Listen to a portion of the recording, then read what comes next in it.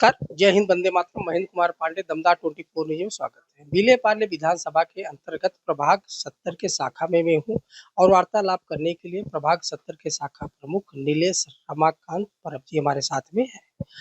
आज एक्चुअली जो है महाराष्ट्र में हिंदी और मराठी को लेके बहुत ही ज़्यादा खींचातानी चल रहा है और उसी मुद्दे पे बात करने के लिए आज हमारे साथ में जैसे कहा कि दमदार 24 न्यूज़ के मेहमान हैं प्रभाग 70 के शाखा प्रमुख नीलेश परब जी। उनसे जानते हैं कि हिंदी मराठी के विशेषण क्या है।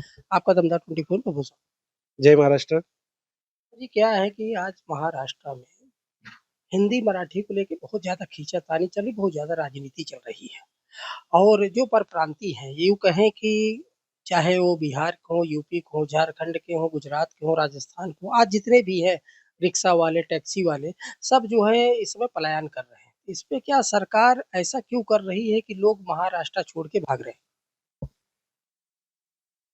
देखो सर, क्या है कि हम लोग जिस देश में रहते हैं, भारत देश है हमारा। भारत देश में हमारा हर एक, जैसा महाराष्ट्र है, गुजरात है, यूपी है, उत्तर प्रदेश है, कलकत्ता है। तो ये जो हमारी सिटी है, हर सिटी में अपने एक लैंग्वेज का एक अस्तित्व है। हमें हर भाषा का सम्मान करना चाहिए। मैं सबके साथ हूँ वो हिसाब से। लेकिन महाराष्ट्र में हम लोग, हमारी जन्मभूमि है, हमारी कर्मभूमि है, ये महाराष्ट्र ही हमारा सब कुछ है। अगर हम लोग महाराष्ट्र में हैं और आप लोग अगर यहाँ पे रहते हो, सालों साल से रहते हो, यहीं पे आप लोग दो पैसा कमाते हो, आपका परिवार चल रहा है, तो हम लोग जो स्टेट में रहते हैं वो भाषा हमको आना काफ़ी ज़रूरी है। क्योंकि देखो, मैं खुद अगर मैं गुजरात में रहूँगा और मैं वहाँ पे अगर मेरी रोज़ी-रोटी मेरी चल रही है, वहाँ पे मेरा परिवार उस पे अगर चल रहा है, तो मुझे ज़रूरी है, मुझे गुजराती लैंग्वेज आना चाहिए, बातचीत करना चाहिए मुझे। क्योंकि मैं वहाँ पे कमा रहा हूँ। ऐसा नहीं है कि मैं वहाँ पे रह रहा हूँ तो मैं मराठी में बात करूँगा, नहीं, मेरा भाषा है वो मेरा है। लेकिन मैं वहाँ पे रहता हूँ तो मुझे गुजराती आना चाहिए। मैं उत्तर प्रदेश में रहता हूँ तो मेरे को वहाँ की लैंग्वेज आनी चाहिए। मैं कलकत्ता में रहता हूँ तो मुझे बंगाली आना चाहिए। महाराष्ट्र में जो है, ये मराठी महाराष्ट्र लोगों का सिटी है। शिवाजी महाराज, हमारे छत्रपति शिवाजी महाराज साहब ने 23 100 साल पुरानी ये मराठी भाषा हमारी हुई थी। जिसके अंदर संत ज्ञानेश्वर महाराज ने उनकी जो ज्ञानेश्वरी है वो मराठी में लिखी थी। इसके बहुत सारे हुतात्मा लोगों की जिसके अंदर आहुति जा चुकी है। आज महाराष्ट्र हमारी सभी लोगों की कर्मभूमि है, जो अन्न देती है। आज आप हर जो स्टेट से यहाँ पे आए हुए हैं, दो पैसा कमा रहे, अपने परिवार चला रहे, तो उन तकलीफ क्या है? इस चीज पे हम लोग क्यों बहस करें? थोड़ा आपका ध्यान ये ऐसा केंद्रित करना चाहूँ चूँकि आपने बहुत ही अनमोल बातें कही कि आप जिस प्रदेश में रहते हैं, वहाँ का संस्कार, वहाँ की भाषा आपको सम्मान करना चाहिए और उसमें सीखना भी चाहिए, ऐसा नहीं है।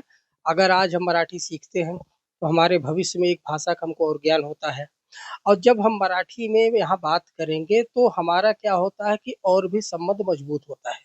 लेकिन जो यहाँ के चालक-वाहक हैं, रिक्शा के, टैक्सी के, उनका ये कहना है कि अगर सरकार थोड़ा हमको समय दे और अभी कुछ ऐसे हैं कि साल 6 महीने से आए हुए हैं, ठीक है? कुछ पुराने लोग हैं, कुछ अभी ये महीना 2 महीने से आए हैं। उनका ये कहना है कि सरकार अगर हमको चाहती है कि हम मराठी सीखें, तो उसकी कुछ व्यवस्था कराएँ, ताकि हम मराठी सीख सकें।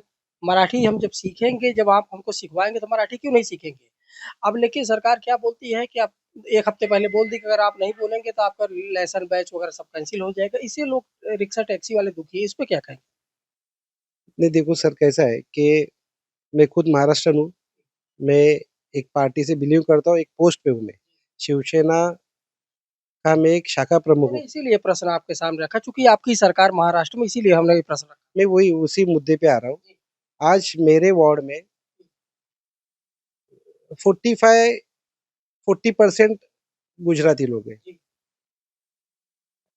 45 में से मैं आपको बोलूँ, जितना मुझे जानकारी है, मैं वार्ड में घूमता हूँ, 30-35 गुजराती लोगों को मराठी अच्छी आती है और वो समझते भी है और वो बोलते भी है।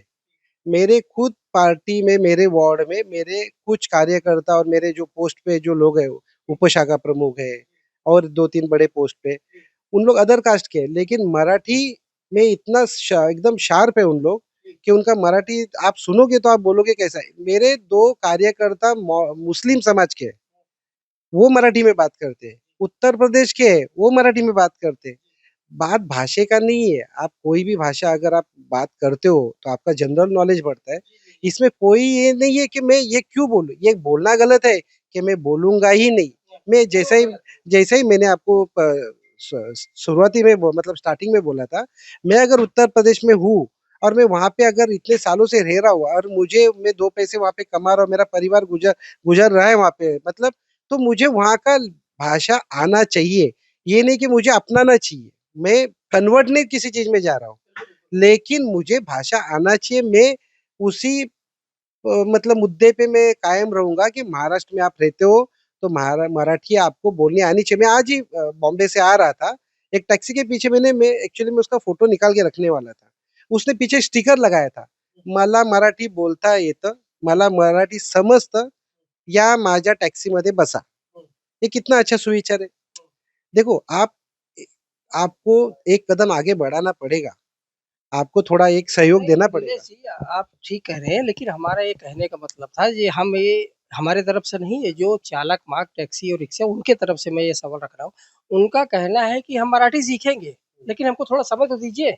आप ताबड़तोड़ 1 हफ्ते में बोलिएगा आप मराठी बोलो, मराठी लिखो, अगर नहीं ऐसा करोगे तो आपका लाइसेंस बैच रद्द कर दिया जाएगा। वो गलत है कि नहीं? थोड़ा समय देना चाहिए।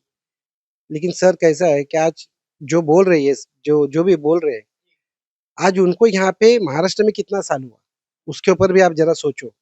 जो आदमी बोल रहा है कि मुझे हम लोग को और थोड़ा टाइम दो सीखने के लिए, तो गए आप इतने साल से महाराष्ट्र में कर्मभूमि आपकी है, तो आप इधर हो तो आपको मराठी एटलीस्ट मैं अगर आपसे मराठी में बात करूँ, तो आपको समझना तो अच्छी है कि अरे! क्या बोला मेरे को समझ में आ गया करके और 100% नहीं, लेकिन 40% थोड़ी बहुत आप मराठी में बोलोगे, तो सामने वाले को लगेगा कि यार रिस्पेक्ट दे रहा है करके। जब सरकार ये हिंदी मराठी का मुद्दा जब से लाई है, हमने जैसे कहा कि हम काफ़ी ऑटो वालों से और टैक्सी वालों से बात की है, कोई 30 साल से रह रहा है, टैक्सी चला रहा है, कोई 20 साल से, कोई 25 साल से, लेकिन उनको मराठी समझता ही नहीं है। अब उनसे जब हमने पूछा भाई आपने मराठी सीखा ही क्यों? अब बोलते हैं जो हमारे मराठी दोस्त हैं वो हमसे हिंदी में बात करते हैं। मुद्दा आज आया हुआ है कि आपको 1 तारीख तक आपको मराठी सीखना और लिखना बोलना है। अगर यही चीज़ आपको अगर 2 महीना, 3 महीना आप आगे बढ़ा दो, थोड़ा-सा कोई सिस्टम आप लाइए कि आप भाई मराठी सीखिए। अब 3 महीने बाद अब जो लोग बोल रहे हैं कि आप 20 साल से रह रहे हैं, 25 साल से रह रहे हैं, उनके मुँह पे तो ताला ताला लग जाएगा। अगर सरकार अगर 2 महीने, 3 महीने का अगर समय देती है, भाई चलो 3 महीने का समय दे रहा, मराठी सीखिए, आपका जो है यहाँ पे रिपोर्टिंग होगा। अगर आप मराठी बोलोगे तो ठीक है, नहीं बोलोगे तो आपका रिक्शा अब 1 हफ्ते में अगर आप बोलिएगा, आप तो अब गले पे तलवार रख के बोलेगा मराठी बोलो, तो आदमी कहाँ से बोले? थोड़ा समय देना चाहिए ना। नहीं, मैं फिर वही बात हो जाती है मुद्दे पे फिर हम लोग आ जाते हैं। जैसा मेरा पार्ला में रिक्शा स्टैंड है, यहाँ पे आगे एक टैक्सी स्टैंड है। मेरे यहाँ पे टोटल पार्ला वेस्ट में 3 रिक्शा स्टैंड है, स्टेशन को लग के। आप मेरे साथ कल चलिए, किसी भी रिक्शा वाले से आप बात कीजिए। साउथ इंडियन है यहाँ पे रिक्शा वाला, उत्तर प्रदेश वाला है, गुजराती भी है और मराठी भी है। हर एक आदमी आपके साथ मराठी में बात करेगा। भले उसको नहीं आता है तो भी आपसे वो आप कोशिश भी करेगा और आपको उसको जवाब भी आपको मराठी में देगा। और बहुत सारे लोग हैं पार्ला की मैं यही बोल रहा हूँ कि जो आदमी ये चीज़ पे बोल रहा है कि जैसा हमारे दोस्त मराठी थे, लेकिन हमसे हिंदी में बात कर रहे थे। चलो उनकी तो गलती है, लेकिन आपका भी फ़र्ज़ है कि आज आज अगर मैं जहाँ पे रहता हूँ, मैं अगर इतने साल में जैसा 20 साल, 25 साल मुझे यहाँ पे हुआ है महाराष्ट्र में, तो मुझे थोड़ा बहुत भी समझ नहीं आया तो मेरे लिए फिर वो अच्छा, अंत में एक मेरे सवाल का जवाब दे दीजिए। आप हमारे चैनल के माध्यम से सभी जितने महाराष्ट्र के रिक्शा ड्राइवर हों, टैक्सी ड्राइवर हों, हमारे चैनल के माध्यम से कुछ संदेश वगैरह आप देना चाहेंगे आप? मेरे महाराष्ट्र के जितने भी रिक्शा चालक है, टैक्सी चालक है, मेरे भाई है, दमदार चैनल की तरफ से मैं उनको एक निवेदन करूँगा और मैं एक मैसेज दूँगा कि हमारी जो कर्मभूमि होती है ना, उनका सम्मान हमको हमेशा करना चाहिए। आज इतने सालों से हम लोग यहाँ पे हैं, फिर कोई राजनीति मुद्दा नहीं बनना चाहिए इसके अंदर। हम लोग यहाँ पे 2 पैसा कमा रहे हैं, तो हमको ये लैंग्वेज आनी चाहिए।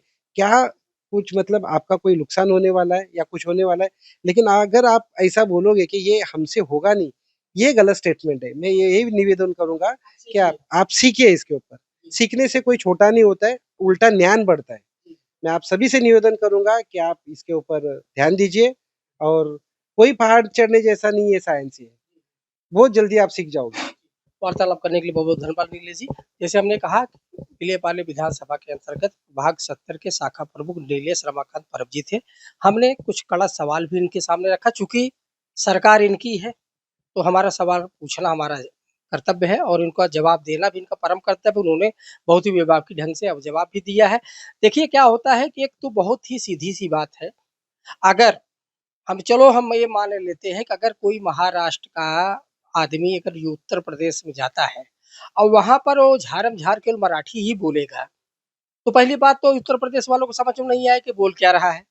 और उत्तर प्रदेश वाला ही बोले भाई आप यहाँ है तो आप हिंदी बोलिए, कल को बोलेगा आप भोजपुरी बोलिए, क्योंकि आपकी भाषा वहाँ पे अलग है। तो यहाँ पर अगर आप अगर ऐसे बोलते भाई मैं सीखूँगा ही नहीं, मैं बोलूँगा नहीं, तो मतलब ये ज़बरदस्ती बात हो गई कि आप हमारे घर में आके हमारे वो गर्दन के ऊपर तलवार रख के हमारे घर में ही चोरी कर रहे हो, तो वो बात अलग का हो गया है। लेकिन इसमें सीखना चाहिए मराठी। हमने जैसे कहा अपने हर मेरे प्रसारण में मैं बोल रहा हूँ कि मराठी बहुत ही ज़्यादा प्यारी भाषा है। उसको आप मराठी पहले आप नज़दीक जाइए, उसको बोलना आप स्टार्ट करिए। मैं हिंदी भाषी पत्रकार हूँ। मैंने जो है हिंदी भाषा से पत्रकारिता की है, पूरी हमारी पढ़ाई हिंदी से, लेकिन मैं चेष्टा ज़रूर करता हूँ। मैं बोलने के लिए चेष्टा ज़रूर करता हूँ, कैमरे में इसलिए नहीं बोल पाता हूँ, कोई अभी इतना स्पीड हमारा अच्छा नहीं है कि नहीं कुछ गड़बड़ हो जाए, लोग ट्रोल करना चालू कर देंगे। लेकिन जो हमारे जैसे अभी बाद हमारे शाखा प्रमुख जी हैं, अभी इनसे मैं मराठी में ही बात कर रहा हूँ, कुछ चीज़ इनसे मैंने सीखा भी और इनसे मैंने निवेदन भी किया है, जो भी आपको परप्रांतीय ऐसा कुछ मिलता है, तो आप अपनी तरफ से उनको सिखाओ। इन्होंने वादा भी किया है कि मैं सिखाऊँगा। तो ऐसे ही अगर थोड़ा-थोड़ा जैसे हमारे नीलेश भाई चालू किए हैं, ऐसे और भी लोग अगर शाखा प्रमुख जितने भी हैं, अगर थोड़ा-थोड़ा अपनी शाखा में अगर ऐसे चालू करें, एक-दूसरे से करें, तो बहुत जल्दी जो है हर व्यक्ति मराठी में ही वार्तालाप करेगा और मराठी के जो भाषा का जो ज्ञान है, वो जन-जन तक पहुँचेगा। तो आप ऐसे ही दमदार 24 न्यूज़ साथ बने रहिए, हर खबर आप तक। जय हिंद, वंदे मातरम। जय माता